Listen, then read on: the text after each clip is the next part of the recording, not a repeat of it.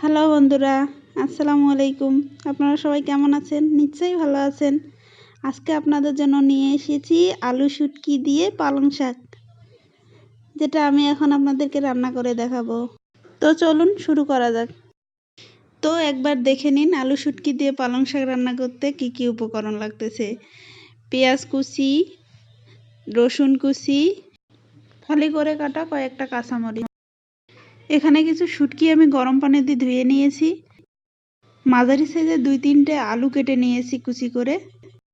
এখানে কিছু পালং শাক ধুয়ে পরিষ্কার করে কেটে নিয়েছি। এখানে চুলায় একটি কড়াই বসাই দিয়েছি। কড়াই গরম হয়ে গেছে, তেল দিয়ে নিচ্ছি। তারপর একে একে সব উপকরণ দিয়ে দেব।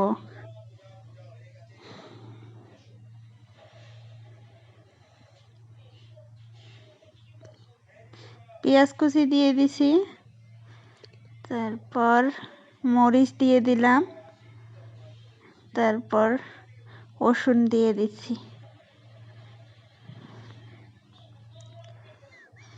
এখন পেঁয়াজ মরিচ রসুন একটু ভেজে নিয়ে শুটকি দিয়ে দিতে হবে।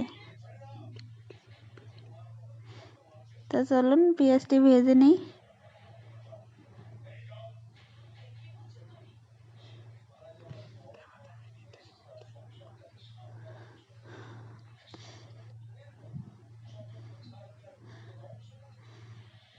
পেঁয়াজ মরিচ ভাজা হয়ে গেছে, শুটকি দিয়ে দিলাম। এবার শুটকি সহ একটু ভেজে নিতে হবে।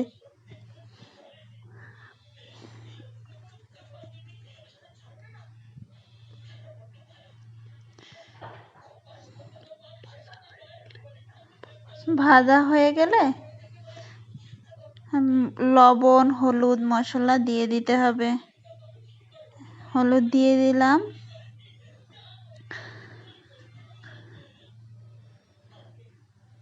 পরিমাণ মতো লবণ দিয়ে দেব।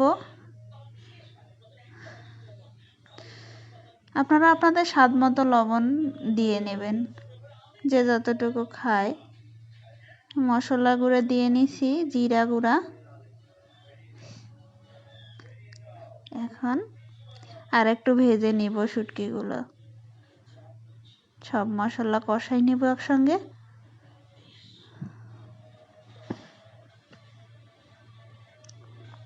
তারপর একটু পানি দিয়ে নেব মশলা কষানোর জন্য। এভাবে কিছুক্ষণ কষাই নিব।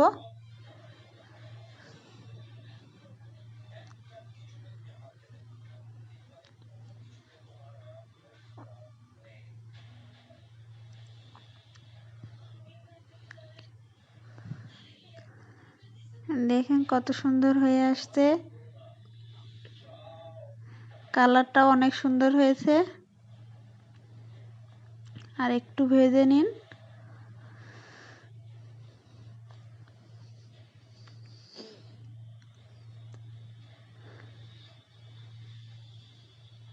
ভাজা হয়ে গেছে, এখন আলু দিয়ে দিব।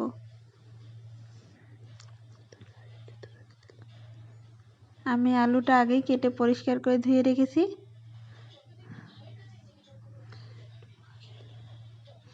এখন একটু মাখাই নেব, কারণ আপনারা জানেন যে শাক আগে দিলে আলুর গায়ে হলুদটা ভালো করে লাগবে না, তাই আলুটা আগে দিয়ে মাখাই নিলাম। এখন শাক দিয়ে দিলাম, সব শেষে শাক দিয়ে দিয়েছি।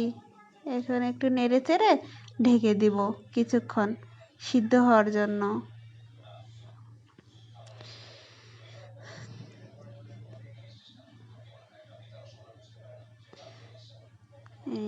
ঢেকে দিয়ে দিলাম কিছুক্ষণের জন্য। তো চলুন কিছুক্ষণ পর ফিরে আসবো। তো 2-3 মিনিট পরে ফিরে আসলাম। দেখুন কত সুন্দর হয়ে গেছে। এখন একটু নেড়ে চেড়ে উল্টাই দিতে হবে, তাতে সমানভাবে সিদ্ধ হবে তরকারিটা।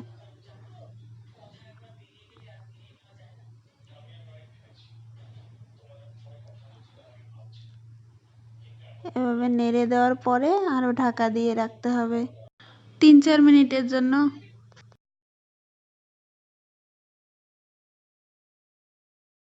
3-4 মিনিট ঢেকে রাখার পর আবারও ফিরে আসলাম। দেখুন তরকারিটা খুব সুন্দর একটা কালার চলে এসেছে এবং এবং সিদ্ধ হয়ে গেছে তরকারিটা। এরপর চুলার আঁচটা কমিয়ে দিয়ে 2 মিনিট ঢেকে রাখবো।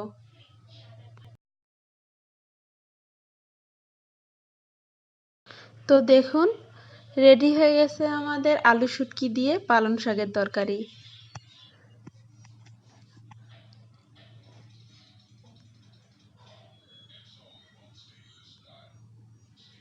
কত সুন্দর হয়েছে তরকারিটা।